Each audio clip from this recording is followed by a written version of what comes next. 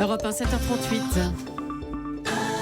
Thomas Soto. Le vrai faux de l'info de la matinale, Jean-Philippe Ballas, bonjour. Bonjour Thomas, bonjour à tous. Ce matin, la rue qui gouverne ou pas? Avec Nicolas Sarkozy, le président des Républicains, invité hier de la matinale d'Europe 1. Gouverner, c'est difficile, il faut résister. J'ai été 5 ans président de la République. Voulez-vous me citer un exemple d'une fois où nous avons reculé devant la rue?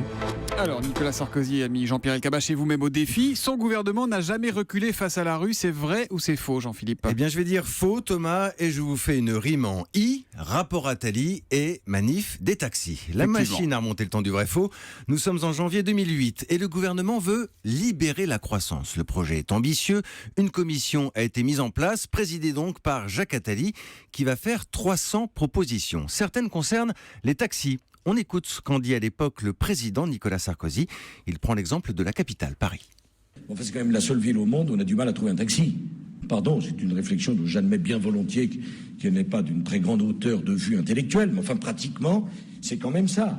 Alors ça, c'est donc en janvier 2008, Oui. mais effectivement, ça s'est pas passé comme prévu. Avec des taxis vent debout et des manifestations, des blocages pendant plusieurs jours, à tel point que le gouvernement va finalement enterrer l'idée. Et puis si je puis me permettre, il y a quand même une différence avec aujourd'hui, c'est que la réforme des taxis, c'était une proposition dans un rapport, c'était pas un projet de loi. Alors là-dessus, vous avez raison, je valide votre remarque, Thomas, contrairement aussi à la réforme des retraites du même Nicolas Sarkozy, réforme qui est passée à l'époque malgré les manifs. D'ailleurs, l'ancien président le répète à l'envi à chaque intervention. Alors disons que dans son genre, le rapport Attali était une sorte de ballon-sonde, mais un ballon, Thomas, que les taxis à l'époque ont bel et bien fait éclater. Et si Jean-Philippe Ballas était un gardien de but, l'équipe de France ne prendrait jamais un but. C'est le vrai faux de l'info de la matinale avec Jean-Philippe qu'on retrouve lundi matin. À lundi, Jean-Philippe. À lundi.